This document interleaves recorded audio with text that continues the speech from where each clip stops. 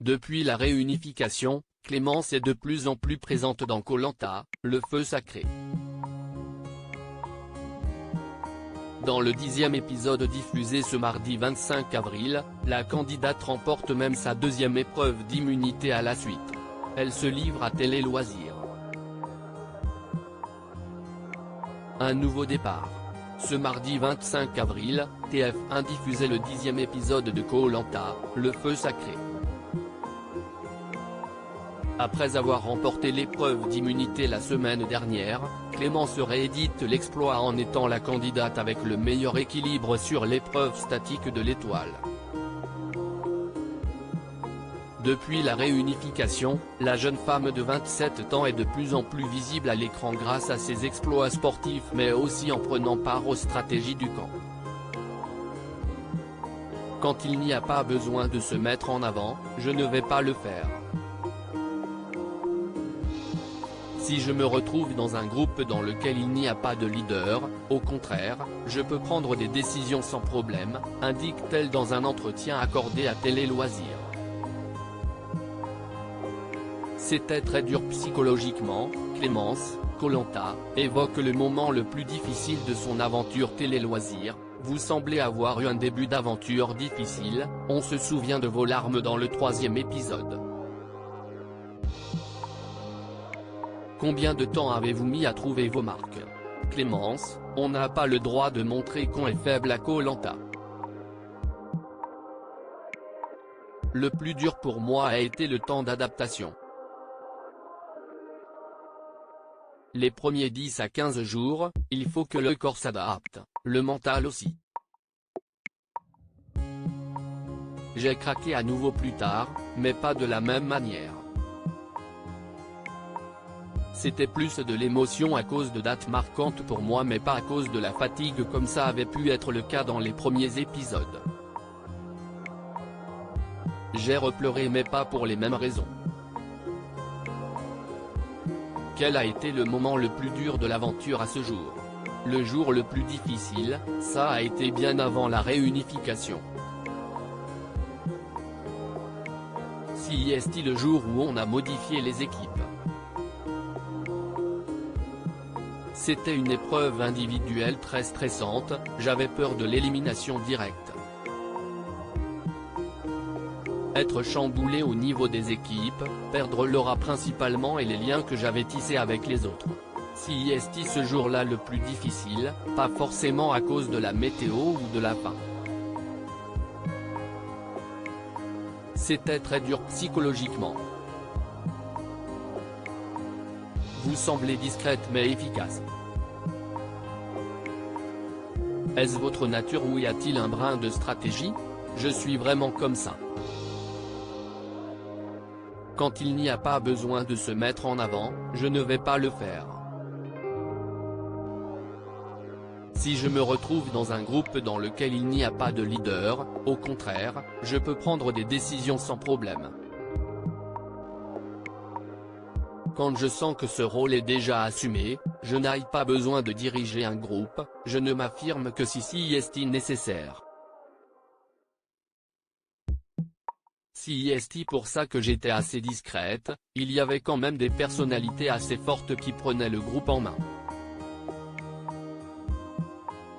Je n'avais pas envie d'avoir ce rôle-là. Koh Lanta 2023, Clémence assure qu'il n'y avait pas d'appréhension autour de l'alliance de Frédéric, Nicolas, Quentin et Gilles qui sont vos alliés. Au moment de la réunification, ma principale alliée reste encore et toujours Laura, malgré notre séparation à la suite du remaniement des équipes. Mon autre allié serait Elena avec qui j'ai noué un vrai lien dans la deuxième partie du jeu en équipe.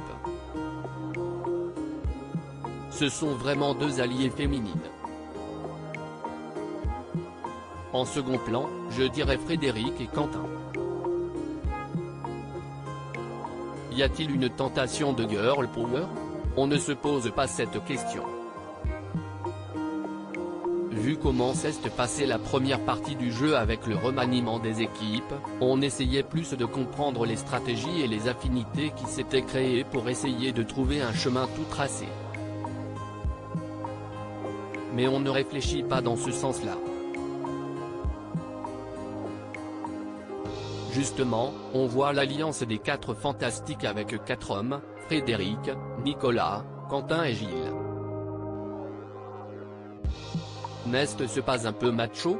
Là où ils sont très forts, si est-il que ça ne se ressentait pas dans la vie de groupe.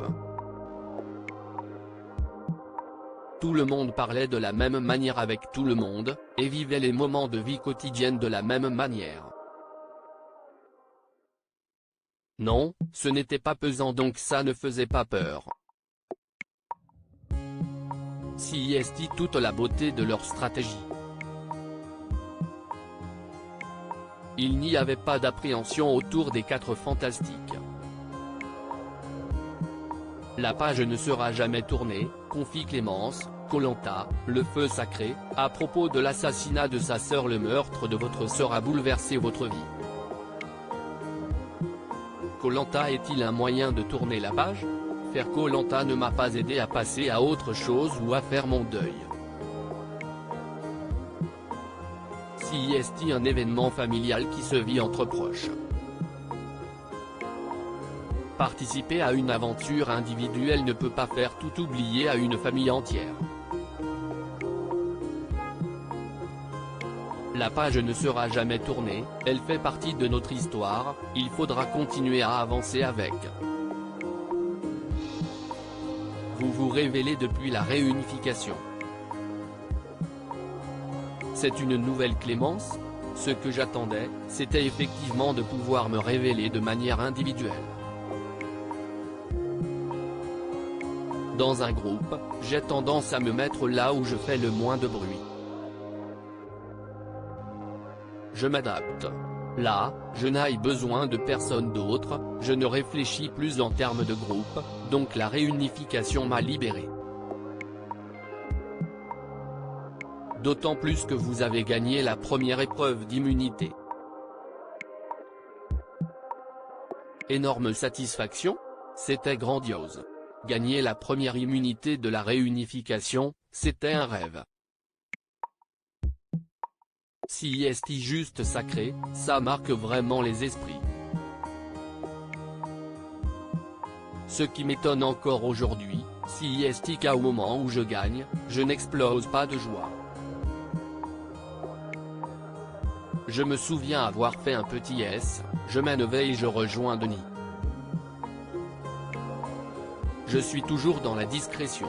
Ça reste un moment magique et je m'en souviendrai toujours. Selon vous, quel est l'aventurier le plus redoutable? Je dirais que ça reste celui que je trouvais le plus redoutable depuis le début du jeu, Nicolas. Il a fait une forte impression dès le début avec le parcours du combattant et le talisman du feu sacré. Il dirigeait son équipe jaune de manière calme et posée. Sur les épreuves, il arrivait à les cadrer et les canaliser comme un bon chef de rang. Si est celui qui a le plus de capacité et de polyvalence. Dieu sait à quel point si est important dans Koh-Lanta. À lire aussi pas vu à la télé dans Koh-Lanta. Grâce dévoile les coulisses de son abandon, j'ai demandé à parler à la production.